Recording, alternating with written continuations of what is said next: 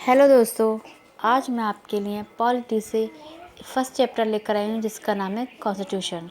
बहुत से विद्यार्थी इस टॉपिक पर बहुत ज़्यादा से ज़्यादा कंफ्यूज होते हैं। वो उन्हें याद नहीं हो पाता। तो अगर आप इस वीडियो को 2-3 बार देख लेंगे तो मैक्सिमम जो कॉन्स्टिट्यूशन से क्वेश्चंस आते हैं, हमारे कॉम्पिटिटिव एग्ज़ाम वगैरह एग्ज़ाम्स में भी आते हैं, तो काफ़ी क्वेश्चंस हल कर पाएंगे अगर आप इस वीडियो को 2-3 बार देख लेंगे। क्योंकि मैं आई एम 100% श्योर कि ये वीडियो आपके लिए काफ़ी हेल्पफुल रहेगी। आप इसे देखिए, समझिए, और अगर 2-3 बार आप इसे वीडियो को देख लेंगे तो आपको याद भी हो जाएगा और आपके लिए काफ़ी हेल्पफुल भी रहेगी। तो चलिए शुरू करते हैं। हेलो दोस्तों, आज मैं आपको पढ़ाऊंगी पॉलिटी। और पॉलिटी में सबसे पहला जो हमारा टॉपिक होगा वो होगा संविधान सभा का। तो चलिए शुरू करते हैं। संविधान सभा का गठन 1946 में हुआ था और एक कैबिनेट मिशन के द्वारा किया गया था। इसके 3 सदस्य थे, sir Stafford Cripps, lord Pethick Lawrence और AB अलेक्जेंडर। भारत के लिए संविधान सभा की रचना हेतु संविधान सभा का विचार सर्वप्रथम स्वराज पार्टी ने 1924 ईस्वी में प्रस्तुत। संविधान सभा के सदस्यों की कुल संख्या 389 थी। संविधान सभा के स्थायी अध्यक्ष डॉक्टर राजेंद्र प्रसाद और अस्थायी अध्यक्ष डॉक्टर सच्चिदानंद सिन्हा थे। इसकी प्रथम बैठक 9 दिसंबर 1946 ईस्वी को नई दिल्ली में हुई थी। अब हम शुरू करते हैं संविधान सभा की समितियां और उनके अध्यक्ष। तो पहली समिति है संचालन समिति और इसके अध्यक्ष थे डॉक्टर राजेंद्र प्रसाद। दूसरी समिति थी प्रारूप समिति, इसके अध्यक्ष थे डॉक्टर भीमराव अंबेडकर। तीसरी समिति थी संघीय संविधान समिति, इसके अध्यक्ष थे जवाहरलाल नेहरू। फिर चौथी समिति थी संघ शक्ति समिति, इसके अध्यक्ष भी थे जवाहरलाल नेहरू। अगली समिति थी हमारी प्रांतीय समिति, इसके अध्यक्ष थे सरदार वल्लभ भाई पटेल। राष्ट्रीय ध्वज संबंधी जो तदर समिति थी उसके अध्यक्ष थे डॉक्टर राजेंद्र प्रसाद। मौलिक अधिकारों एवं अल्पसंख्यकों संबंधी परामर्श समिति, इसके अध्यक्ष थे सरदार वल्लभ भाई पटेल। संविधान निर्माण की प्रक्रिया। संविधान के प्रारूप पर कुल 14 दिन बहस हुई।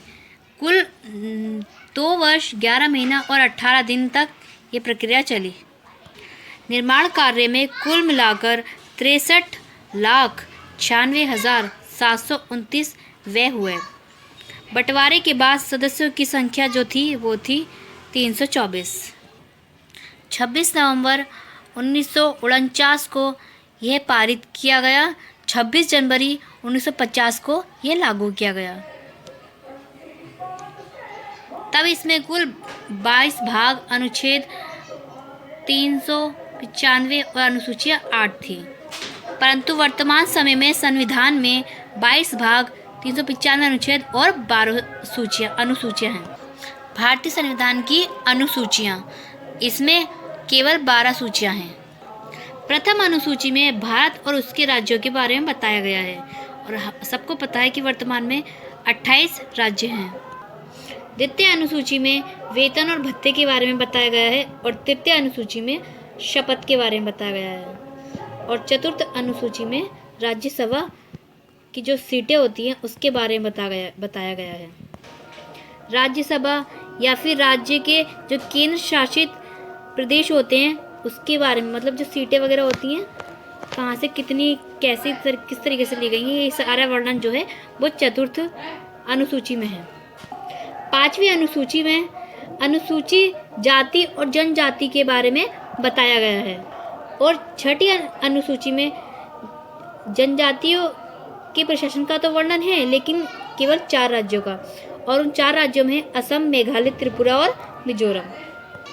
7वीं अनुसूची में सूचियों के बारे में बताया गया है, अर्थात संघ सूची, राज्य सूची और समवर्ती सूची।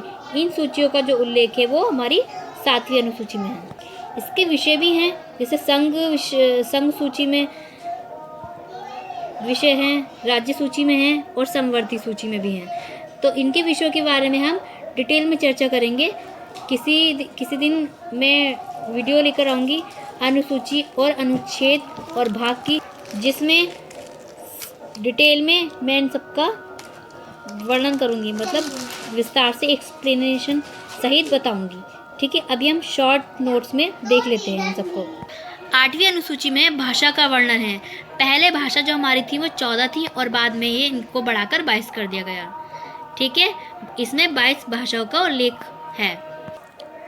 हमारी नवी सूची में संपत्ति के अधिकार का अधिग्रहण, अर्थात कहने का मतलब ये है कि पहले तो हमारी 8 सूची थी, उसके बाद 9, 10, 11, 12 इन चारों सूचियों को बाद में संशोधन के बाद सम्मिलित किया है संविधान में। तो नवी सूची जो हमारे हैं प्रथम संशोधन से के बाद लागू हुई है और इस प्रथम संशोधन 1951 में हुआ था। इसके अंदर भूमि सुधार से संबंधित चीज़ें हैं, जैसे संपत्ति का जो अधिकार होता है उसके अधिग्रहण का वर्णन दिया गया है। 10वीं अनुसूची में दल बदल का प्रावधान दिया गया है और इसका जो संशोधन किया गया है वो 52वां संशोधन किया गया है 1985 में। और 11वीं अनुसूची जो है हमारी, उसमें पंचायती राज संस्थाएं, उसके मतलब पंचायती राज संस्थाओं का वर्णन है। और ये जो संशोधन किया गया है ये हमारा 73वां संशोधन है, जो कि किया गया था 1993 में। इसमें पंचायती चीज़ों के बारे में, मतलब पंचायती राज संस्था होती हैं उसके बारे में बताया गया है। नेक्स्ट हमारी अनुसूची है 12वीं अनुसूची, लास्ट। इसमें शहरी क्षेत्रों में स्वशासन संस्थाओं का वर्णन किया गया है। और 12वीं अनुसूची हमारी 74वें संशोधन के द्वारा इसमें सम्मिलित हुई है, जो कि 1993 में हुई थी। इसके अंदर नगर प्रशासन का वर्णन है। कहने का मतलब ये 11वीं अनुसूची में पंचायती राज संस्थाओं का वर्णन है और 12वीं अनुसूची में शहरी क्षेत्रों का, मतलब जो शहरी नगर प्रशासन होती हैं उनका वर्णन दिया गया है। दोस्तों, ये तो एक संविधान सभा का छोटा सा टॉपिक था जो कि बहुत ही शॉर्ट फॉर्म में मैंने आपको बताया है।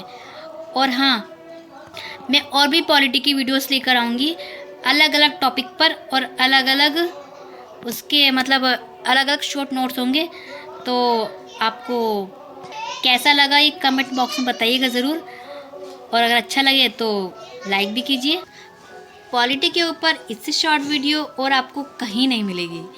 अगर आप ये वीडियो 1-2 बार और देख लेंगे, मतलब 2-3 बार देख लेंगे, तो आपको ये सारी चीज़ें याद हो जाएंगी। और भी कई सारे टॉपिक्स लेके आऊँगी मैं नेक्स्ट वीडियो में। Thank you.